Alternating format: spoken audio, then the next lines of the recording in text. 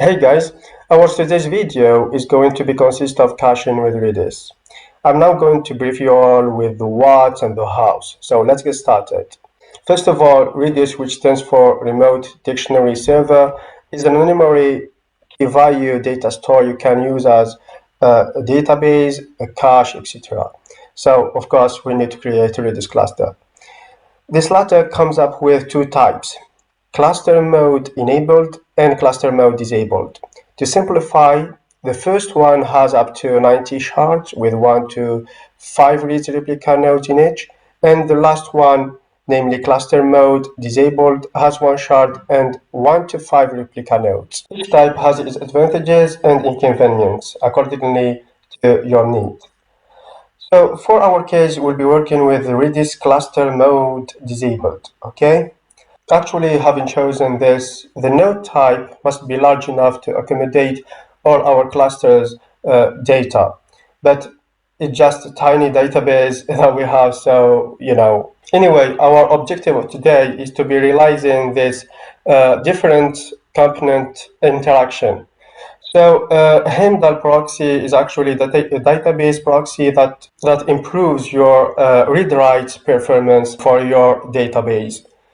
So let's get started. Let's head to Elasticcache service and create our cluster. Actually here you can choose the engine, so let's choose Redis. As I said, let's define it as a cluster mode disabled. As for the name, let's give it one, so my Redis cluster. The port, let's leave it as it is. As for the node type, it has to be larger enough, but we have a tiny database, so let's change it, okay? For the number of replicas, let's say 2. As for the multi-AZ, it's actually not indispensable for our case, but it is for the cluster mode enabled, okay? So let's do this. For the subnet, let's leave it as it is. I actually would have loved to be doing this with CloudFormation, but I just don't want to have a longer video. So, sorry. For the backup, let's do this. And let's create our cluster. Okay, now we have to wait some time. As you can see, our cluster is now available. It has 1 shard and 3 nodes. Okay, this is our endpoint we'll be using to connect to it. Okay, now you have to know that as for your cache storage, you can do this by means of Python, C, and many other languages. Amazon already communicated a Python code which allows that, and I took the part we need for our case. Because actually there are two ways to cache. Either by caching a representation of your query result, or by mapping a database record to a Redis hash. To apply this Python code, you have first to export those vars into your Linux. And I've done this whilst waiting for our cluster to get ready. So we can check this out, okay? As you can see them here. So as for now, let's check the connection to our Redis. We can do it by two different ways. So let's do Python 3. Let's import Redis. Let's define a var. So let's call it client equal Redis from URL. We have to specify our endpoint. So let's get it.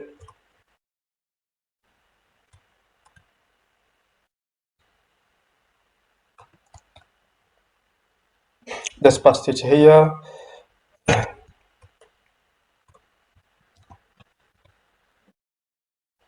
Let's perform a ping. So,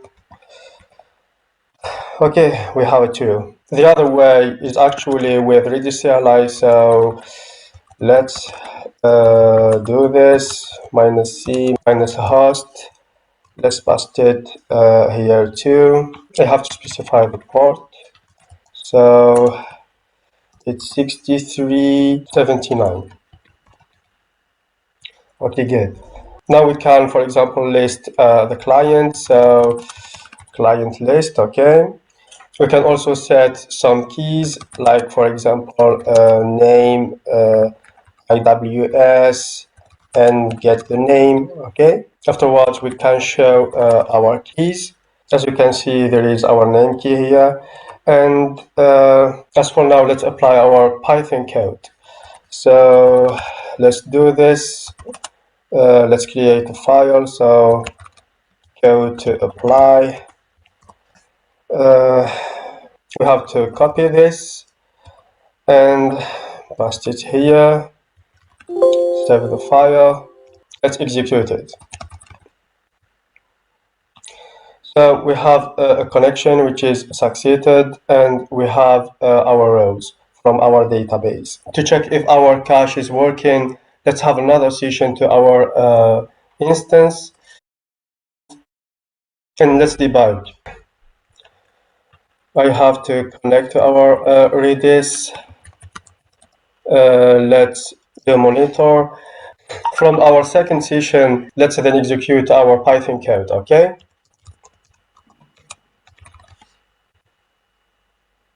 Okay, now let's execute our Python again.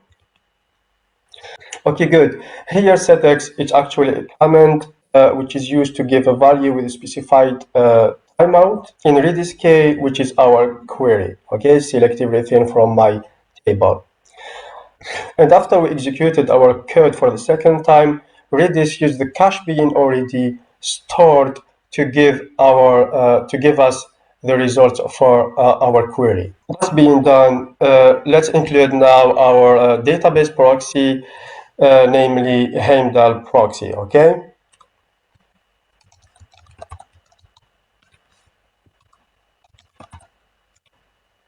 To do that, we need its image from Amazon. So let's get it.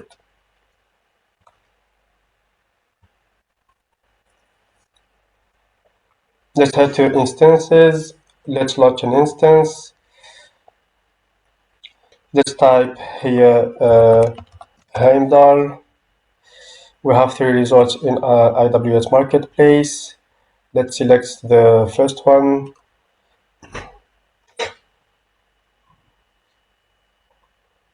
As you can see here, I already had it, so let's continue.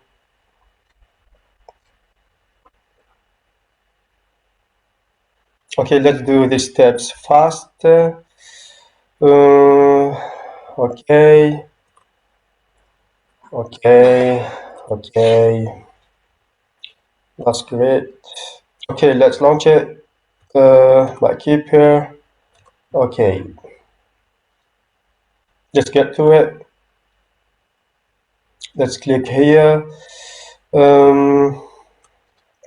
Let's copy this. Okay. Do this. The port is actually 87, I think. Okay. Okay, good. As for the username, it's actually admin. As for the password, let's paste it here. The next step is to create our virtual DB, so let's do it. Let's give our configuration name, so my config. The database type is MySQL. The database hostname, we have to get it, so let's do this, okay? For the username, it's admin. The password, let's type it. Next, next, okay. Now we have to specify our cache type, and it's Elasticcache for Redis. We have to also get the hostname, so let's do this.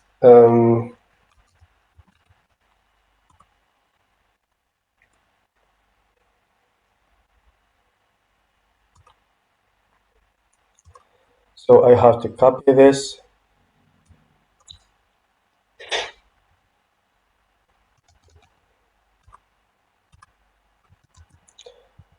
I have also to specify the port. The password is optional, so let's do next. So let's enable the proxy. For the address binding type, it's actually not recommended to do localhost only, so let's keep it as it is. Next, Okay, for the login, the pooling. Okay, let's review the configuration. Okay, next, submit. Okay, the test of the cache is successful. Let's also check our data source. It's actually our RDS database. Let's test the connection. It passed. Okay, that's good.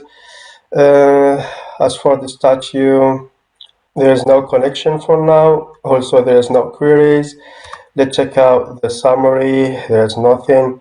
So let's check if our configuration on Heimdall works or not, okay? To do that, I'm going to connect to our proxy, to our Heimdall proxy from my EC2 instance, okay? So let's do that. As for now, we have to get our Heimdall proxy IP address. So let's do this. It's actually this one. And let's do MySQL minus host. Let's paste it here. Minus u, it's admin, minus p for the password. Let's type it. Okay, so let's show the databases. Okay, there it is. Let's use it. Okay, let's show also the tables. Okay, we got it. So let's perform this query. But before that, we have to enable the monitoring on Redis. Okay.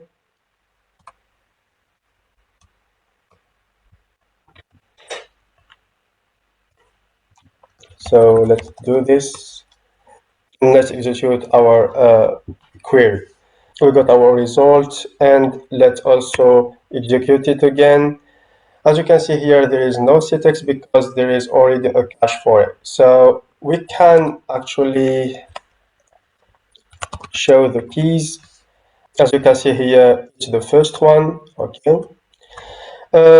Let's check now our summary on Heimdall Proxy.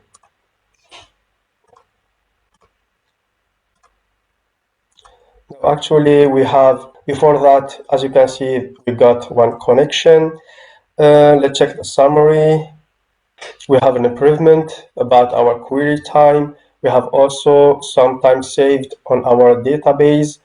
There is some information as for example, the data queries, the cache queries, and so on. If actually, let's for now execute our query as many times as I can. So let's do this, let's do this, let's do this, and let's do this. As you can see, there is much improvement as for the time.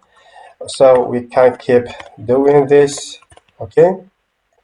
As you can see, we got more than 100%. As you can see, guys, Elasticcache service and Heimdall proxy are very important for our database performance. So thank you for watching. I hope you took benefit from this video.